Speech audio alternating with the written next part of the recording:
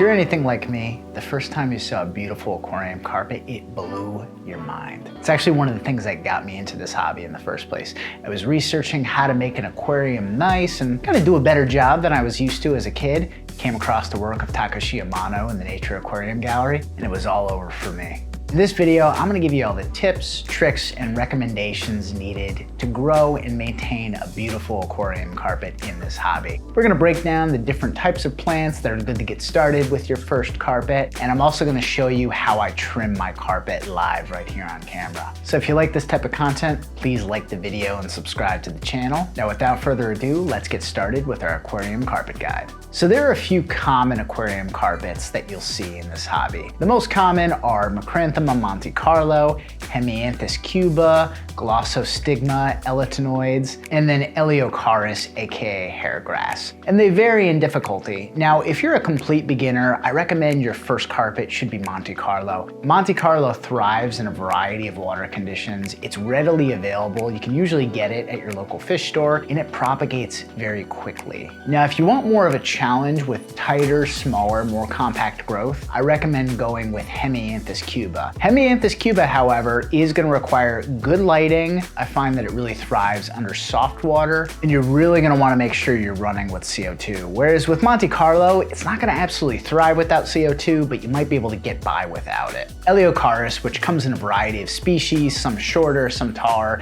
is another very popular carpet because it just has that beautiful grassy meadow look. It is a species that has given me some difficulty in the past, and it's really going to depend on your water conditions. It'll certainly benefit from frequent trimmings. And finally, in this aquarium here, I have the beautiful Glossostigma, and this is really popularized by Takashi Amano and the whole ADA crew. They really prominently feature this in the Nature Aquarium Gallery over in Japan, so I wanted to give it a try for myself. And I'm happy to say it's also quite easy to grow, though in the industry, it does have a reputation for being an advanced plant. But that just goes to show you, you really don't know until you try something for yourself. So what kind of parameters do we need to grow a carpet? Well, it's gonna be really important that you balance your lighting, your carbon dioxide, and your ferts. If you ignore one of those variables, there's a strong chance you're gonna get less than ideal results. So it's really best to set yourself up for success and achieve a balanced aquarium that's fully cycled, runs ample CO2, has high quality, high par lighting, and is on some sort of a regular nutrient dosing regime.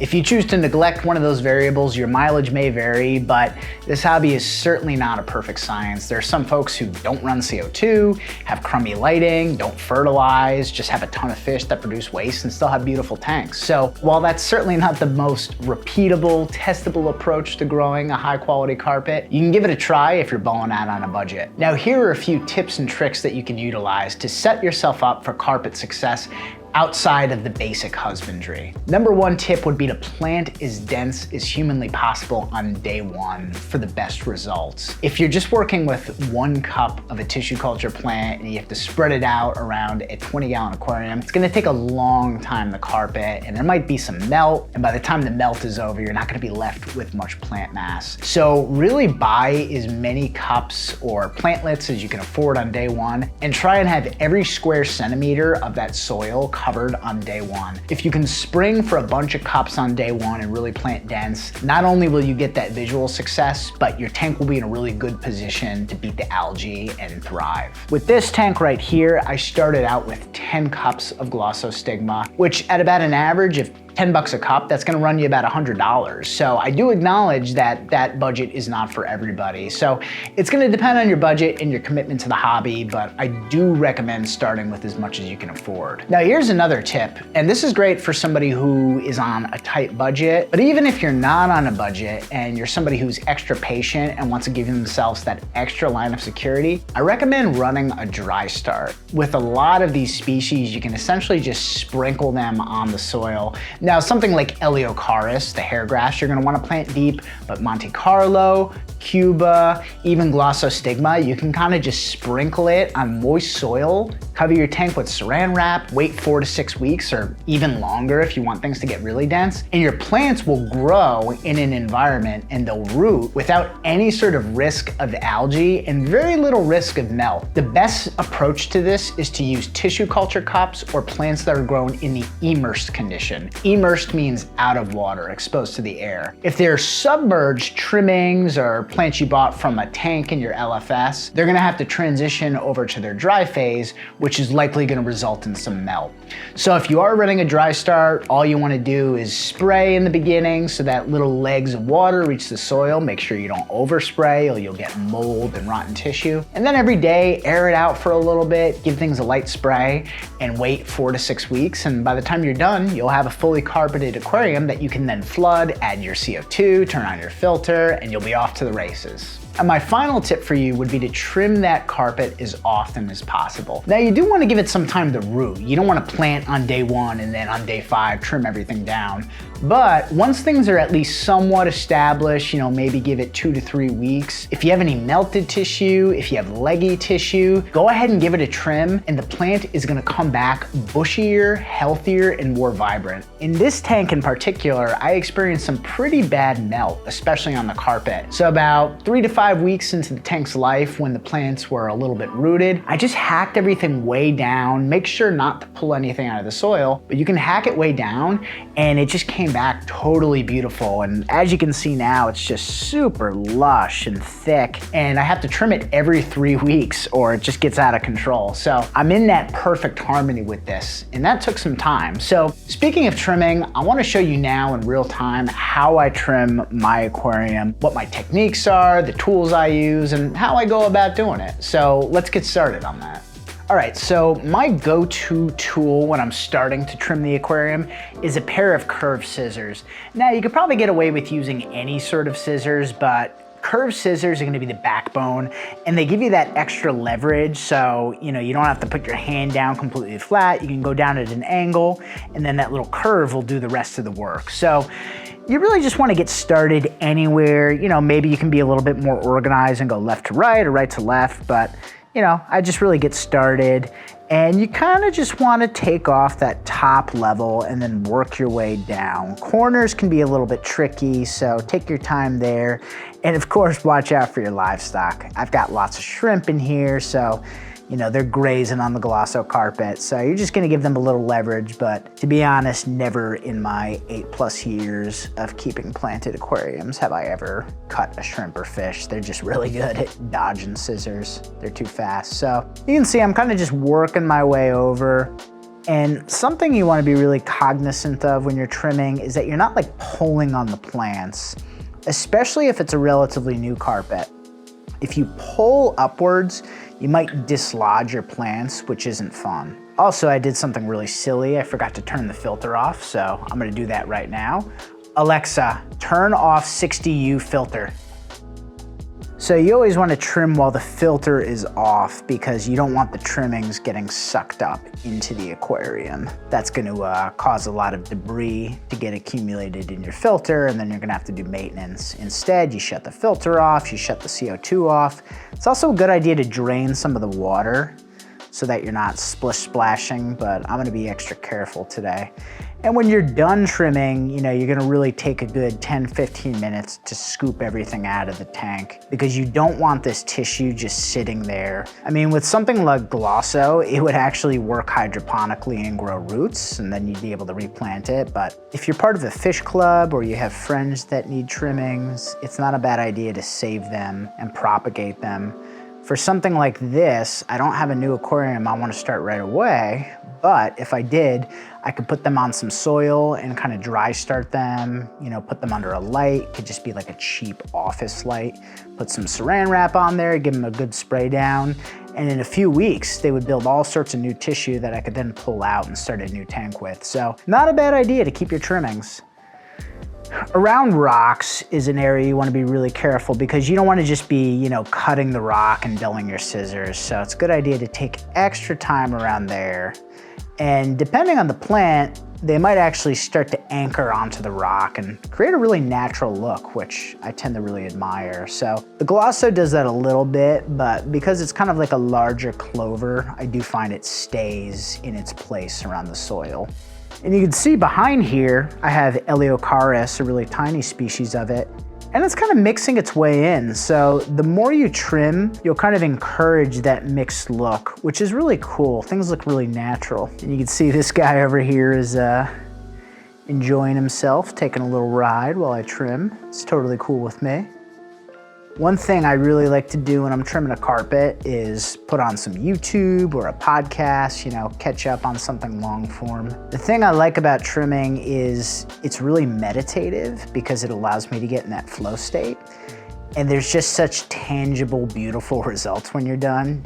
You know, a lot of the things we do in life, they can be a little bit more abstract in terms of their results. You know, maybe you're building up your career, you're networking, and you don't always see those results. But a lot of times with aquascaping, of course you do have to exercise patience.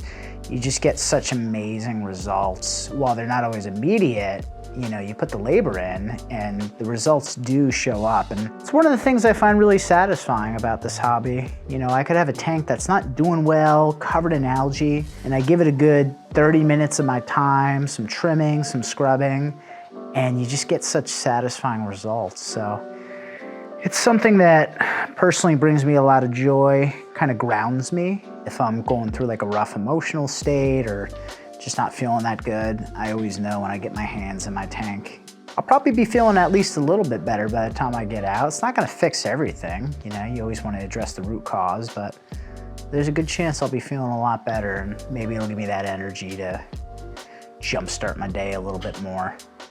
So you can see we're getting close to the other side of the tank. So I'm gonna work my way over a little bit more. Shoulder's getting a little tired. And again, you know, I'm not going down quite as much as I could because I want to take my time, but there doesn't necessarily have to be a rhyme or reason to trimming. You can do it at whatever pace works for you, and that's kind of what I'm doing here. This is the rough part, right? It's going to look nice and scraggly, and then we'll go back over it and do some fine trimming.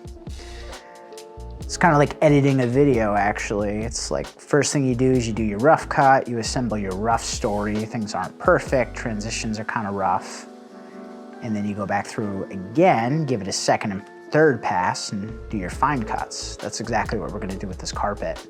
We're making a rough cut right now to give our eye a little bit of an idea of what things could look like. Beautiful. All right, so hands absolutely covered in Glosso. Starting to lose light, but we made really good progress. And of course you do want to have a dry rag nearby. You know, I'm filming right now, so I did forget that, but this is sometimes hide your wife, hide your kids material where you might make a little bit of a mess. So I always recommend putting a towel down, you know, having a dry rag to dry your hand off, definitely have a net there. But we're doing okay so far. So we did our rough cut, and you can see I wasn't super duper aggressive, but I still removed a lot of tissue. So the next pass I'm gonna do is gonna really target the front of the glass so we can get a little bit of a low angle, and I'm gonna kind of clean up some of the unevenness. So let's get started with that. I think this time we'll start on this side, and we'll go a little bit faster. This is the pace I usually trim at when I'm not filming a video. You know, the more you do this too, the more confident you get with these tools. I remember when I was just kind of starting off in the hobby, I was like really scared to cut my plants. I think a lot of new hobbyists can probably relate. You're like, what? Chop my plants? That's so scary. I spent all this money to purchase the plants and grow them, and they're finally looking good, and you're telling me to just cut them down? But results and knowledge are power and our courage. So the more you do this, the more you'll realize that these plants are really resilient, especially carpeting plants. You know, they're basically tiny little stem plants. So every time you cut one of these teeny tiny little stems, they come back in, you know, more force than they're left with. So when you cut one stem, you know, 2 to 3 new ones appear, kind of like that Hydra effect. And usually the tissue comes back fresher and more healthy and more green. So that's why we encourage regular trimmings. The other really good thing about trimming is it promotes something called lateral growth, which is the opposite of legginess. And by leggy, I mean, you know, picture that house plant that's not getting a lot of light. It grows what's called the really long internode. That's kind of like that stemmy, tall look. And generally, we humans have agreed that this isn't the most pleasing thing to the eye. We tend to like denser, low looks, especially with carpets. So by trimming frequently, you promote that lateral growth, which instead of that vertical leggy look, you get more of a horizontal, kind of bushy, dense lawn look, which is the whole idea of a carpet, right? It's meant to kind of be the lawn of your aquarium. But you don't always necessarily want it to be that perfect, like homogeneous, monotonous lawn. A lot of times it's a really good idea to introduce 2 to 3 different species and you'll get a really natural look. So I find that the Glosso in here kind of has that clover look, almost like something you'd see in a wild meadow. So mixing it with something like an Eleocharis can really give it a natural look. Now I'm going for more of a traditional Iwagumi in this aquarium, so I kind of have my little sections neatly divided. Not the most natural look, but I really dig the aesthetic. But if you do want that natural look, when you plant a variety of plants up front with your carpet. And your carpet can extend way deeper than this. It could be the entire tank. It's really up to you. You know, find some inspiration on YouTube or Instagram.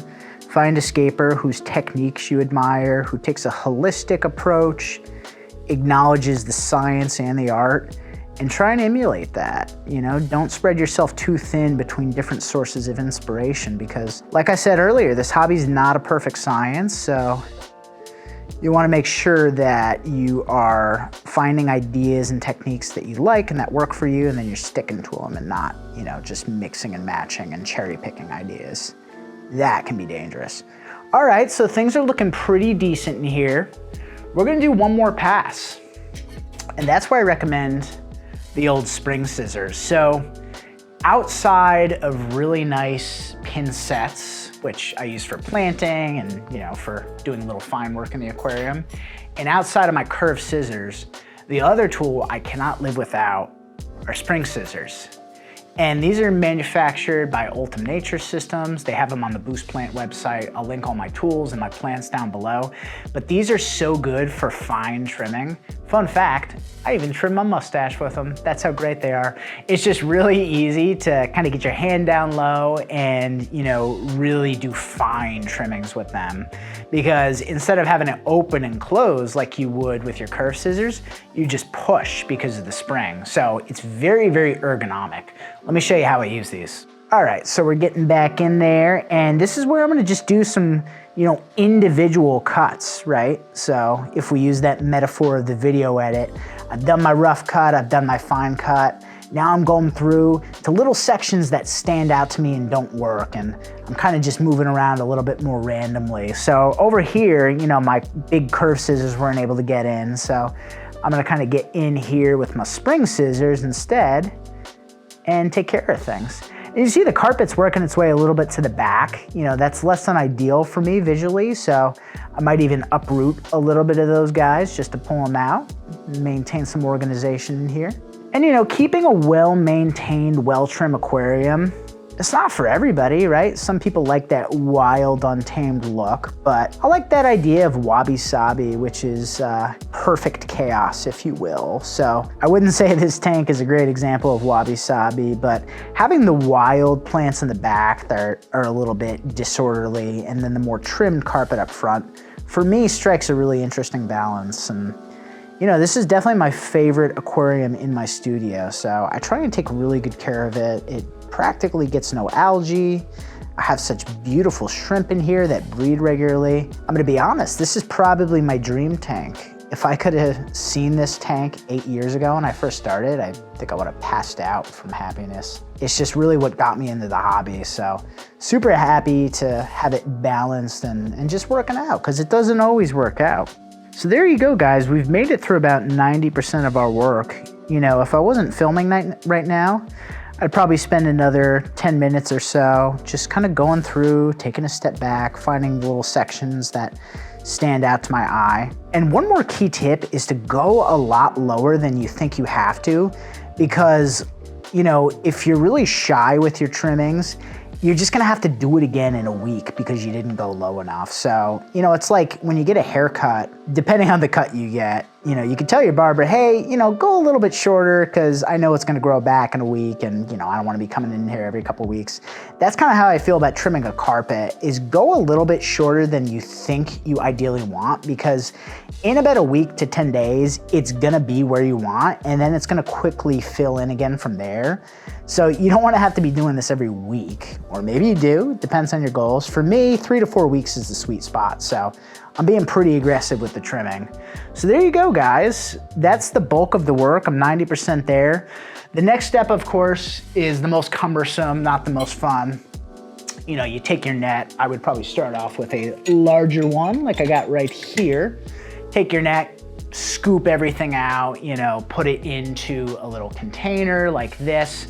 And then what I do is I kind of like let those dry out over a while just so they're no longer viable. You never want trimmings to have any risk of getting into a local waterway. And then after they're dried out, you know, I put them in a plastic garbage bag and they get thrown out. You could also compost them, but like I said earlier, you could recycle them, dry start a new tank, sell them or donate them to a fellow hobbyist. It's really up to you. So that's all the time we have for today's video. Let me know down below in the comment if you found this more longer form video on my channel useful, if you appreciated the tips. And I'd also love to hear from you, what is your favorite aquarium carpet in this beautiful hobby we have? Thank you so much for watching. This has been Logan with Logan Rando Aquascaping, and I'll catch you guys and gals next time.